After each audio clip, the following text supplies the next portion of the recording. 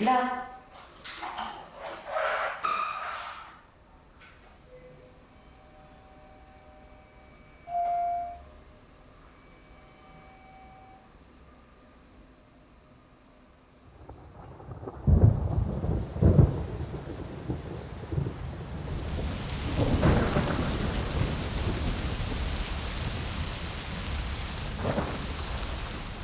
Вчера на 9-е сутки жизни умер Артем, мальчик с весом 350 грамм при рождении. Все мы задавались не раз вопросом, зачем? Зачем это все? Зачем это мы делаем? Зачем он вообще пришел в этот мир? Зачем дана та, ну, совсем непростая ситуация, та боль, через которую пришлось проходить его маме и, в общем-то, всей их семье? И тут, конечно, однозначного ответа здесь нет.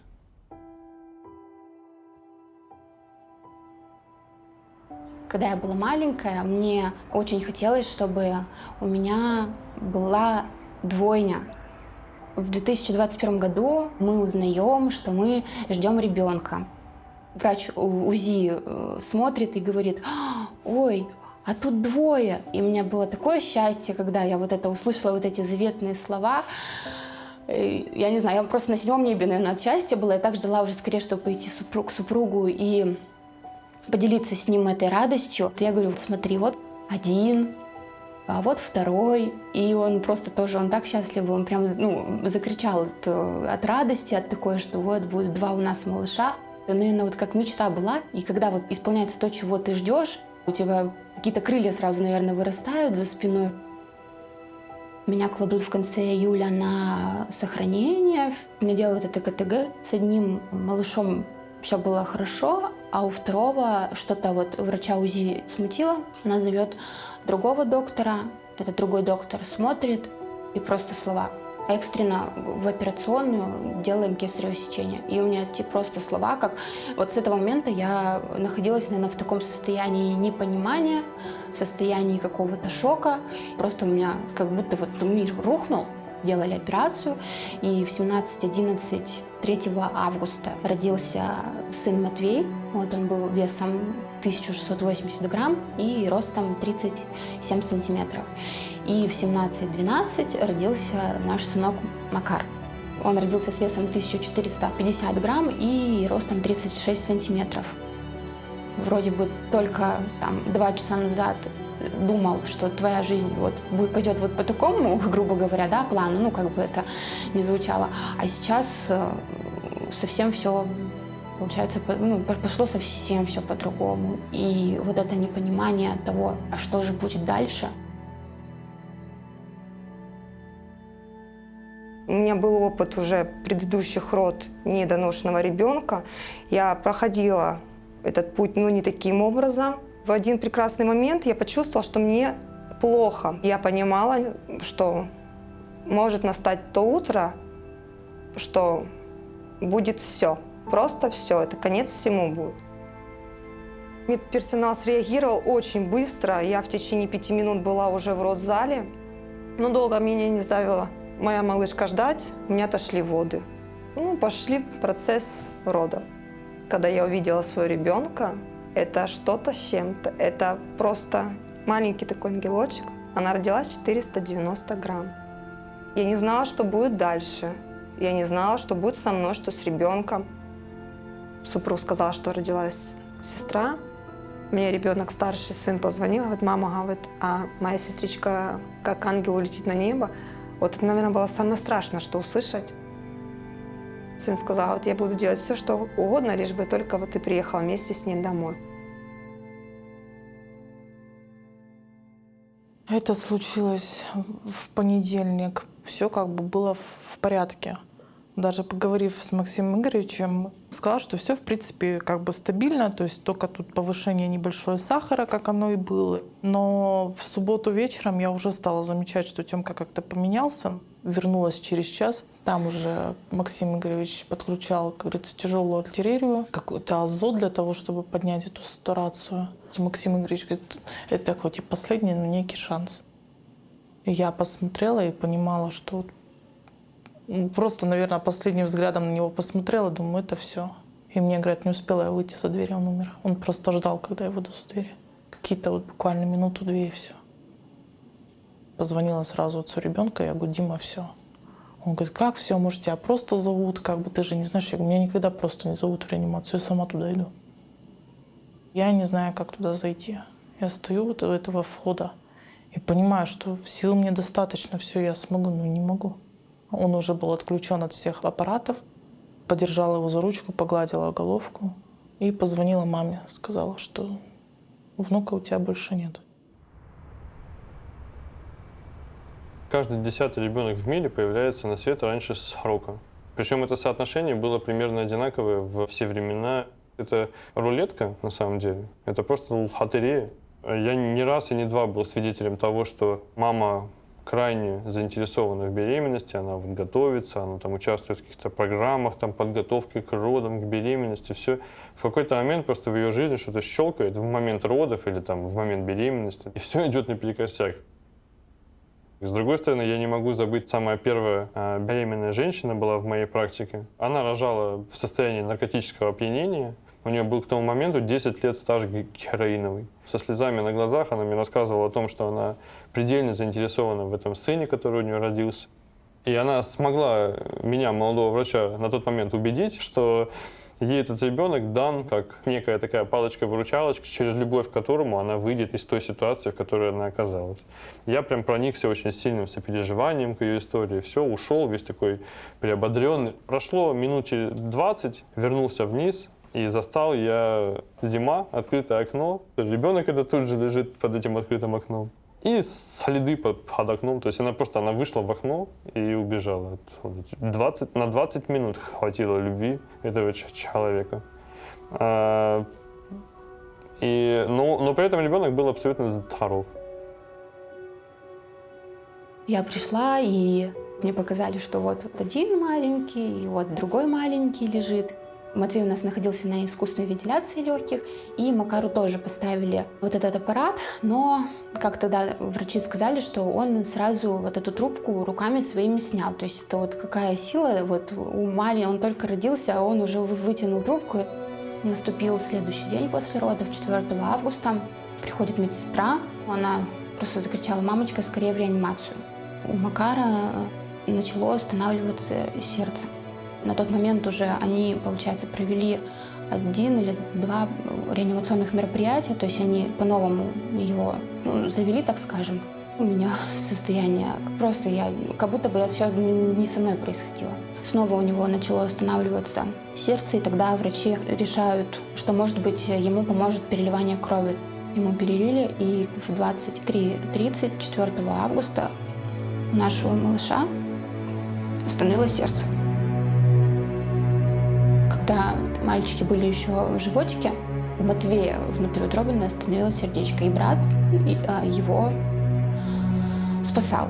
Мальчики Белоконевы столкнулись с такой болезнью, которая называется фетофетальный трансфузионный синдром. Это случается, когда близнецы внутриутробно связаны друг с другом через пуповину. Случилось так, что проблемы у них начались еще внутриутробно, и один брат взял на себя непосильную, как оказалось, задачу, то есть он своим сердцем, своей сердечно-сосудистой системой являлся насосом, который гонит кровь для обоих детей. То есть он как бы начал спасать как будто бы своего брата еще внутриутробно. К сожалению, в этом благородном порыве он перешел собственную черту и очень сильно истощился еще внутриутробно. В этой истории, думаю, что нельзя однозначно сказать, что сознательно брат один спасал другого брата. Вообще история появления сознания у ребенка, она глубоко уходит корнями, то есть древние там греки пытались понять, в какой момент человек становится человеком, в какой момент зарождается сознание. И дальше, в общем-то, все философы, они, мне кажется, наверное, до сих пор в поиске, потому что вот сейчас, например, тоже очень обсуждаемый вопрос детей там на сроке 22-24 недель, да, как-то заниматься ими или нет. Не во всех странах в мире ими занимаются. Зачастую этот выбор отдают на откуп родителям, потому что им, в конце концов, потом всю жизнь жить с этими малышами. Тут, наверное, у ребят сработал больше такой биологический, физиологический, что ли, тип. Когда у одного возникли проблемы, то второй попытался в этом плане помочь. Но это такая научная, сухая, да, история. Все равно эмоционально ты это воспринимаешь, как у родителей спасателей, и сын оказался спасателем тоже. И взял на себя ответственность за обоих братьев. И в итоге настолько серьезно он к этому подошел, что, в общем-то, за брата он отдал свою жизнь в итоге. У выжившего мальчика у него было довольно такое ощутимое кровоизлияние внутричерепное. Нам делали операцию 2 раза. То есть сейчас как обычный ребенок, то есть вообще никаких у него нету там отклонений, вот он там чего-то не может.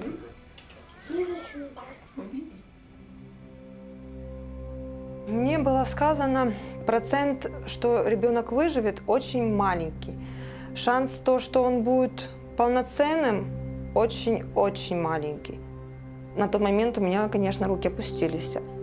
Меня вел Ткачук Максим Игоревич. Такая смешная шапочка у него была, она меня в тот момент развеселила. Глядя в его глаза, да, вот эта искренность, уверенность в том, что он делает, оно перешло сразу на меня. Он уверен в том, что будет все хорошо. Почему я должна опустить руки?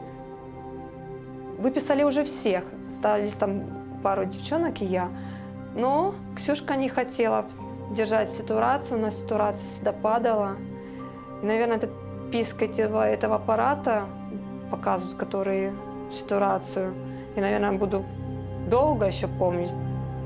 Через 3 дня снится сон, что у меня ребенок умирает. Я просыпаюсь от того, что у меня ребенок не дышит. Я с утра звоню. Да, на самом деле у ребенка была глубокая остановка дыхания. Ее реанимировали. То есть я 2-й раз в своей жизни слышу опять эти слова. Ваш ребенок не дышал.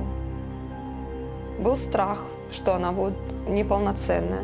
Я была не готова к этому, как и любой, наверное, родитель в такой ситуации, особенно мужчина, к этому не готовы. Сразу в голове крутится все, как семья. Не дай бог, я останусь одна. Главное, супруга поддержка. Он мне сказал такую одну вещь. Если Бог дает испытание, значит, мы его можем пройти. Не в зависимости, как будет, это наш ребенок. Через 1-1,5 мне рассказали, что, в принципе, я могу попробовать снова. И только вчера я заметила, что я купила Артему кроватку, а матрасик для девочки, он розовый. Мама говорит, все предпосылки, что ты пойдешь за девочкой. Я говорю, наверное, так. Я не только я пойду, я просто побегу. Ради Артема я даже ему сказала, что у тебя будет или братик, или сестричка, но обязательно будет, и все с ней будет хорошо. Это единственная, наверное, цель, которую нужно поставить для того, чтобы жить, чтобы не свихнуться.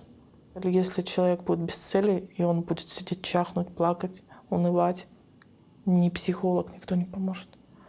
Тут надо в своей голове самому разбираться, ставить приоритеты. Без приоритетов ты просто, по-русски говоря, загнешься. Я поставила приоритет, что через 2 года я попробую. Причины могут быть в здоровье мамы, физическом, физиологическом, наличии каких-то инфекций или хронических заболеваний и отсутствие очень часто подготовки к беременности. Вся ее предыстория, вся ее жизнь и в какой обстановке это происходит. Может быть, с мамой все хорошо, с папой, но взаимоотношения с тещей, со свекровью могут очень сильно влиять на эмоциональное состояние будущих родителей. Это ответственность не только мамы, но и будущего папы, и, я бы сказала, родственников и друзей, которые окружают будущую маму. И это нельзя забывать, что это чудо, которое должно произойти, и нужно создавать все условия, чтобы оно было максимально счастливым, а не создавать эмоциональные проблемы родителям будущим. Любой ребенок – это такой кот в мешке. Какой он будет, даже если все хорошо, он здоровый, но он может не соответствовать представлениям родителей о том, какие должны быть дети. нельзя общий ответ дать. То есть общий это, опять же, для того, чтобы мы вырастили в себе чувство любви, узнали какие-то законы мироздания, Вселенной. Это если общий закон, но всегда есть частный. То есть зачем именно этой семье? Здесь вопрос только в том, чтобы мы максимально понимали, разбирались и делали то, что на нашем уровне мы можем не по минимуму, а по максимуму. Тогда рулетка, может быть, будет срабатывать реже. Как ни крути, ты задаешь себе вопросы, а может быть, ты где-то виноват, потому что когда это коснулось нас, и ты понимаешь, что такие ситуации происходят и в таком большом количестве, и вообще, что детям приходится пройти, ты удивляешься, насколько вот у детей, у таких маленьких, недоношенных, ресурсы есть, чтобы все это пронести. Тут нельзя рассуждать так, что вот я себе нарисовал картинку мира, а тут получилось по-другому. То есть это вот выбор был нашего сына спасти своего брата. И тут как бы важно это понять, для чего это, да, почему так он сделал, и принять. Я разговаривала с Макаркой, стояла, и я трогаю его ручку, и он меня вот схватил за палец и глазки мне открыл. Вот это я тоже очень хорошо запомнила. У меня, наверное, навсегда в памяти останется, что вот он как будто перед своим уходом, он со мной поздоровался, он сказал, что мамочка, ну я там тебя люблю, там может еще что-то, вот, что все хорошо, ты не переживай, я всегда с вами. Главное верить в то, что все будет хорошо, и никогда не сомневаться. Тогда будет хороший исход всей ситуации, даже если, как в нашей ситуации произошло, что одного малыша мы потеряли, но мы и выбор его приняли. Вот, что это его был выбор спасти нашего второго сына и дать возможность ему жить. И мы знаем, что он его охраняет, защищает, он рядом с нами, наш Макар.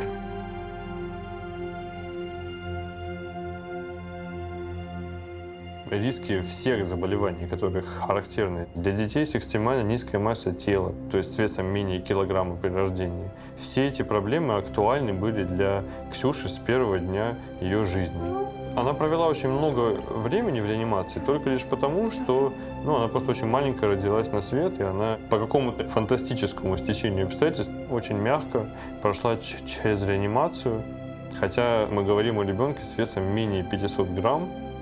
Мы выписались 19 февраля, нам на тот момент было 5 месяцев, и при выписке у нас вес был 3 830 грамм. С появлением именно Ксюши, она мне мировоззрение на все поменяла. Ценить больше начинаешь свою семью, мне постоянно хочется больше уделить время детям, то есть вот отдать себя всю. Я начала по-другому смотреть на своего мужа. Ближе стал папа к детям. Глядя на все это, они же ему начали помогать. То есть они у меня за этот момент стали настолько взрослыми, наверное, вот в этой ситуации. Они друг друга начали вот дополнять. Бывает, шутят вместе, вот Новый год. 2 мальчика у нас решили потанцевать. И то есть папа у нас танцует, это что-то было с чем-то. Как они в тот момент поступили, как они меня поддержали. А главное, те слова, когда за стол переговоров мы сели, они сказали, что бы ни было, мы с тобой, да? То есть что будет, то будет. Если нам дан такой ребенок, значит, мы это проходим вместе. Вот главная вот эта, наверное, фраза, мы вместе, мы рядом, ничего не бойся. По-человечески, конечно, первое, что приходит на ум и на сердце людям, это вопрос «за что?». С точки зрения человека верующего, такой вопрос, конечно, совсем не корректен, а правильнее задать его «для чего?». Вот эти вот разные болезненные состояния, они бывают вызваны 3 основными причинами. Первое – это грехи человека, потому что болезнь души, которая есть грех, она часто очень переходит на болезнь тела. И тогда вот часто бывает так, что телесная болезнь, она одновременно является и наказанием таким не в смысле кары, а в смысле такого вразумления, когда человек может себя рассмотреть.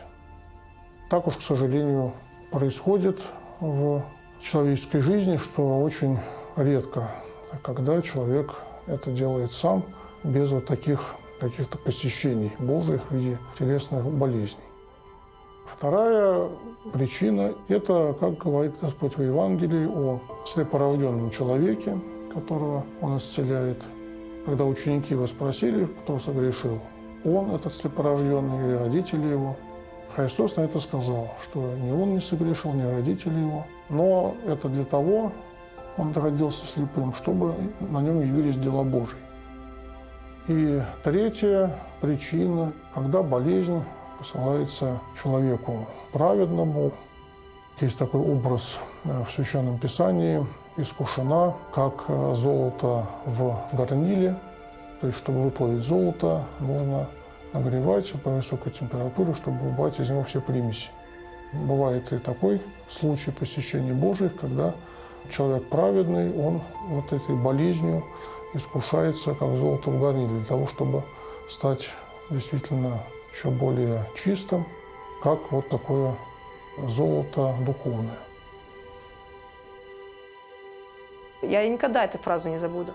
Только я почувствую, услышу хоть малейшее шевеление, дыхание, я буду реанимировать до последнего. Но потом, когда, конечно, я узнала, через что он прошел, мне стало понятно, почему он смог передать это состояние матери. Он прошел через этот путь, он может объяснить это состояние. Мой старший сын Илья родился на 33-й неделе беременности. Когда все случилось, состояние Илюхи было тяжелое, он нерегулярно дышал.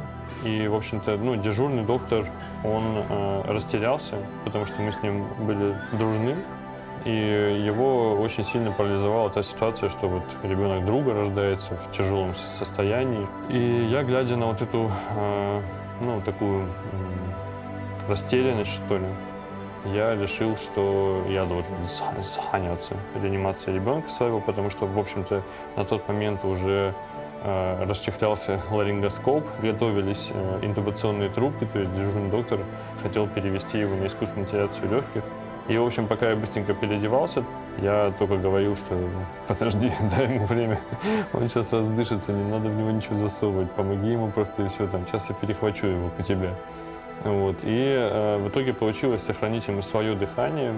Я перевел его в отделение реанимации, и до утра я, в общем-то, был у него лечащим доктором.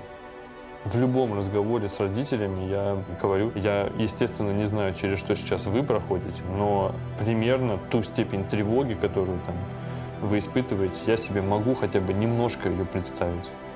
Потому что на самом деле у меня она была значительно больше, потому что я знал, что может произойти. Они не знают этого, и их неведение пугает, а я знаю, и меня знание пугает. Эта ночь, она разделила в какой-то степени жизнь на до и после, и в плане профессионального какого-то отношения, и в плане жизни всей. То есть Илюха — это то, что наполнило большим светом, большой любовью жизнь, весь мир вообще в целом. Он дался очень непросто, и каждый день нас радует, на самом деле. Каждый день нас радует, как родители. 9 дней, которые прожил вот этот младенец, с точки зрения, допустим, земной жизни, с какого-то средней продолжительности, кажется, очень маленький. Вот. И действительно, он совсем не пожил, как так часто говорят. Но с точки зрения вечности, это что 9 дней, что 80 лет или даже 100 лет. Вот это все, в общем-то, капля в океане. Это судьбы Божии. Вот он так прожил. Да? Вот кто-то сразу умер, а кто-то прожил сколько-то времени. Может быть, для того, чтобы все-таки родительская любовь, она как-то проявилась к нему, уже рожденному. И через это родители получили какое-то утешение внутреннее и некоторую, так сказать, устойчивость в том испытании, которое их коснулось. Тёмка сейчас, он подарил мне новую жизнь, новую возможность себя реализовывать, по-новому все смотреть. Даже люди сказали, знаешь, ты стала совсем другая. Я говорю, какая? Раньше была сорвиголова, всех порву, разорву. Сейчас ты стала более спокойной.